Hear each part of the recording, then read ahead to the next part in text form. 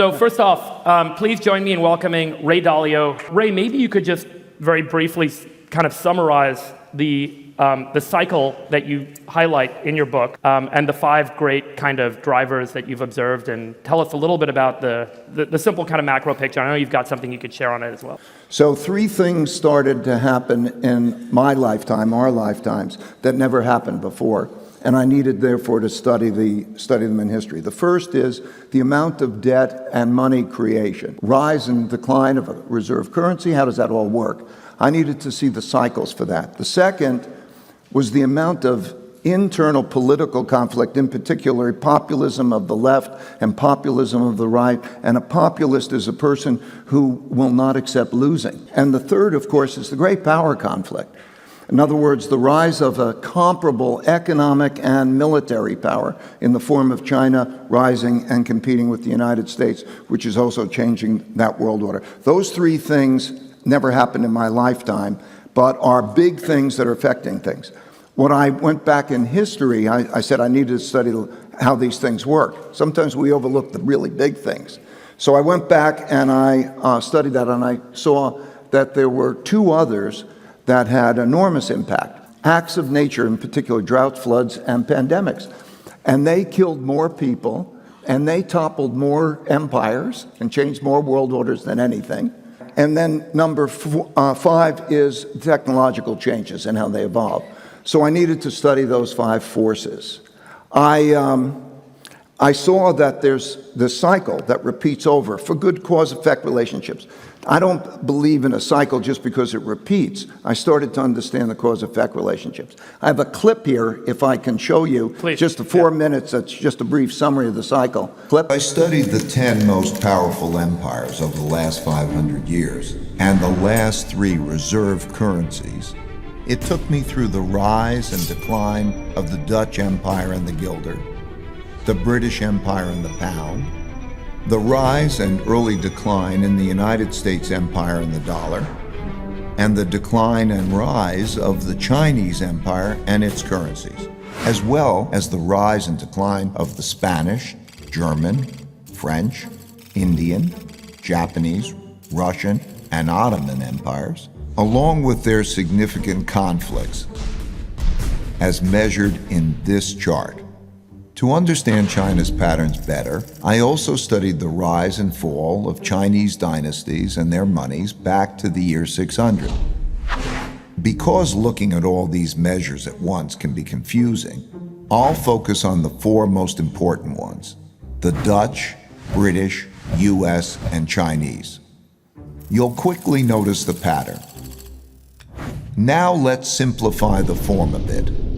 As you can see, they transpired in overlapping cycles that lasted about 250 years, with 10 to 20-year transition periods between them. Typically, these transitions have been periods of great conflict because leading powers don't decline without a fight. So how am I measuring an empire's power? In this study, I used 8 metrics. Each country's measure of total power is derived by averaging them together. They are education, inventiveness and technology development, competitiveness in global markets, economic output, share of world trade, military strength, the power of their financial center for capital markets, and the strength of their currency as a reserve currency. Because these powers are measurable, we can see how strong each country is now, was in the past, and whether they're rising or declining. By examining the sequences from many countries, we can see how a typical cycle transpires. And because the wiggles can be confusing, we can simplify it a bit to focus on the pattern of cause-effect relationships that drive the rise and decline of a typical empire. As you can see, better education typically leads to increased innovation and technology development, and with a lag, the establishment of the currency as a reserve currency. You can also see that these forces then declined in a similar order, reinforcing each other's decline. Let's now look at the typical sequence of events going on inside a country that produces these rises and declines. In a nutshell, the big cycle typically begins after a major conflict, often a war, establishes the new leading power and the new world order. Because no one wants to challenge this power, a period of peace and prosperity typically follows. As people get used to this peace and prosperity, they increasingly bet on it continuing. They borrow money to do that, which eventually leads to a financial bubble. The empire's share of trade grows, and when most transactions are conducted in its currency, it becomes a reserve currency, which leads to even more borrowing. At the same time, this increased prosperity distributes wealth unevenly, so the wealth gap typically grows between the rich haves and the poor have-nots. Eventually, the financial bubble bursts, which leads to the printing of money and increased internal conflict between the rich and the poor, which leads to some form of revolution to redistribute wealth. This can happen peacefully or as a civil war. While the empire struggles with this internal conflict, its power diminishes relative to external rival powers on the rise.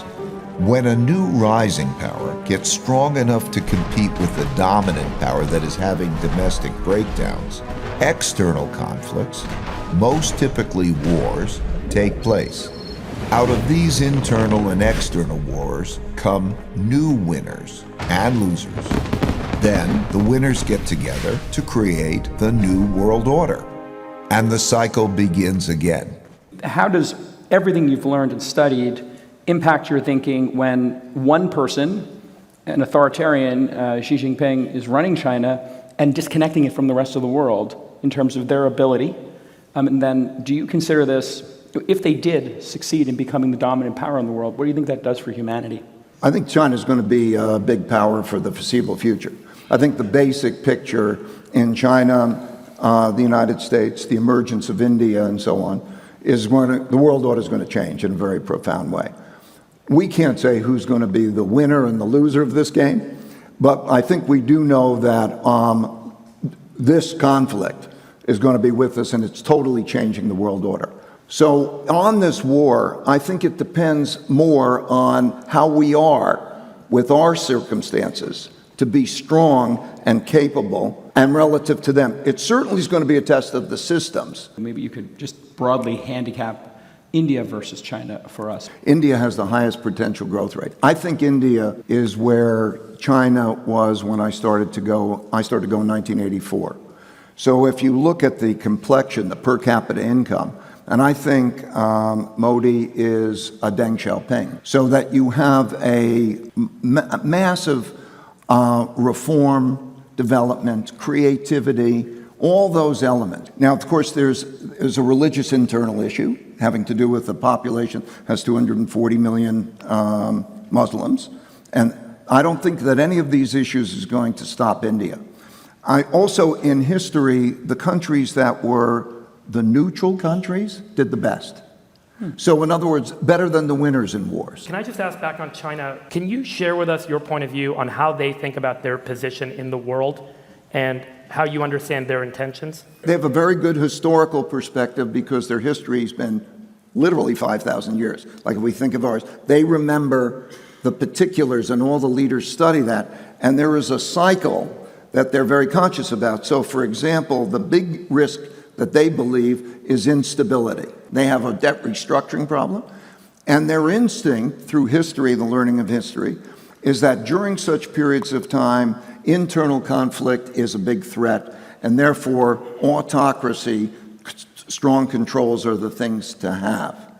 Okay, now we can explore the relative merits of that internal conflict and so on, but that's basically their perspective. What do we fight over in this next great conflict? Throughout history, productivity's been the greatest. And so if you take the 20s, we had the productivity, most inventions, most patents, and so on in the 20s. You also had a debt problem, and you also had a wealth gap problem. I believe that in terms of the new technology, we're going to really see new technologies. Now, they can be used for weapons or they can be used for productivity, but we're going to have a reorganization of how are we going to redistribute the wealth and opportunities and so on. So if we come back, I think we just have to look at what are we fighting for now. They fight over money and they fight over differences in values. We will have things to fight over at the same time as we hopefully will have a productivity miracle. I think that in the next 5 years, we're going to go through a time warp. You're going to see radical disorder in the next 5 years as each one of those things comes to pass. First with the elections as we have, then we have the conflict with the geopolitical conflict, then we have the climate issue, which by the way is a very expensive issue. We should talk about how costly that issue is. And then we're going to have this issue of technology, which can provide the greatest miracle, but also is a weapon. Is there anything in the historical pattern that's like that, where you have an empire that's declining in every visible way, except for the one that really undergirds our power, which is technology? Well, the late 20s in the United States is such a good classic example. We had more innovations, more all of these cycles. If I was to go back to the Industrial Revolution, late 1800s, and then you turn, then you create, when there's a lot of debt and a big wealth gap, you have in 1907, you have the Panic of 1907, boom, you have you have this internal conflict and you had the First World War. In the 20s, you had the same kind of late 20s. It was an era of great inventiveness. The other things matter. So just because we're really great at innovation isn't going to save us if all these other things are broken. It's a wonderful thing, but ultimately, we as a society, in aggregate, are spending a lot more money than we're earning. So if we're doing such a good job on that technology or whatever it is, why is that happening? So now when you look at the debt, do you want to own the debt? Do you want to own that? When those who don't want to own it, then you have a financial problem. Everything needs to be reformed. I'm not against capitalism, but it needs to be reformed. And part of the big problem, just analytically, mechanically, the profit system alone does not direct resources adequately. Let's say if we take climate, for example. Education.